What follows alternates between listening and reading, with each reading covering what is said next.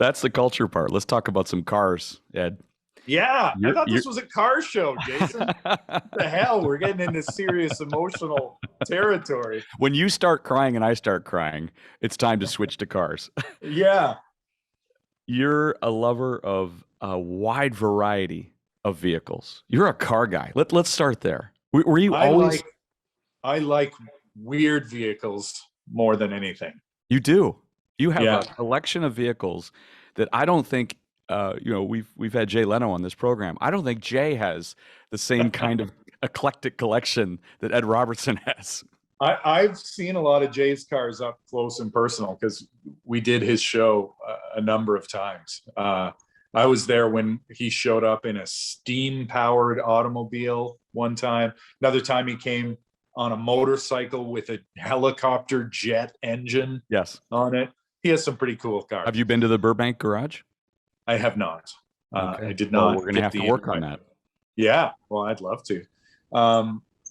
Yeah, I like a weird car. For many years, I drove an International Harvester Travelall,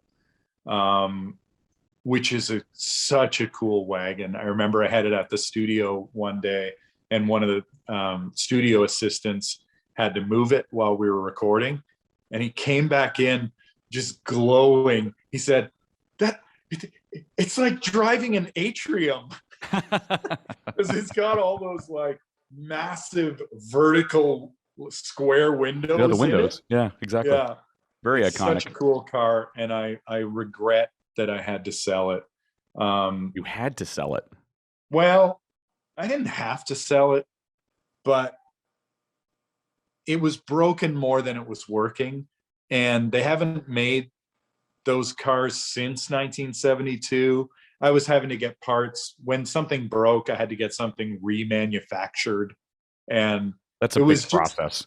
It was silly. It was silly. And finally, my mechanic was like, dude, let me find you an old Bronco, or let me find you an old Wagoneer or something where I can actually get parts and keep it running for you. Right. But the Travelall was in the shop more than it was on the road, as much as I loved that vehicle. I'll tell you, a testament to that vehicle, my former next door neighbor, Corey, lovely guy, his daughter, Emma, when she had her high school prom, Corey said that he offered to rent her a limo. And she said, "Can we rent Ed's car instead?" No. She wanted to go to her prom in my Travelall, which was always in the driveway next to her. And I said, I was on the road at the time. I said, "Corey, go knock on the door. The keys are in the box in the front. You can have it." So Corey played chauffeur and drove his daughter and her friends. Imagine the photos of to that. the prom. Wow. Yeah. Wow. What else do you have? You've got a lot of other really interesting stuff. Give me the list. Well, I recently, having fallen in love with the Chang Li from a great Jalopnik story, the Chang Li, world's cheapest electric car. Electric car. Yeah. Yeah. I ordered one of those from the Alibaba app, and I'm completely enamored with it. First of all, I reached out via Alibaba. It's one of these things that's, contact the seller if you have any inquiries. And so I said, I'm wondering about purchasing and shipping one of these to Canada. And the response could not have gone better, because my first correspondence was, "Dear hello." And I thought, I'm in. Like, I love this relationship already. And it was, honestly, it was a total pleasure. The car, if people are not hip to the Chang Li, the car is $900.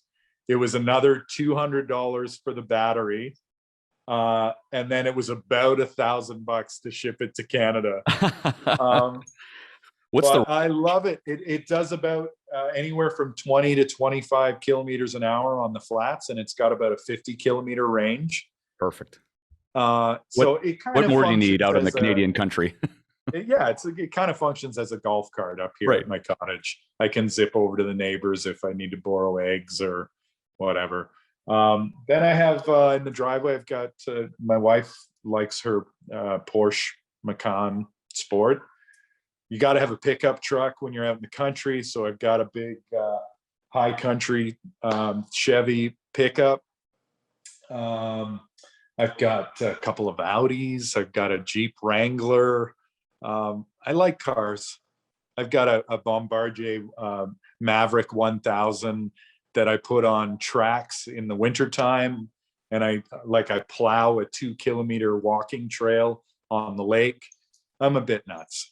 I was going to say, and you love Broncos, and in fact you are searching for a particular Bronco.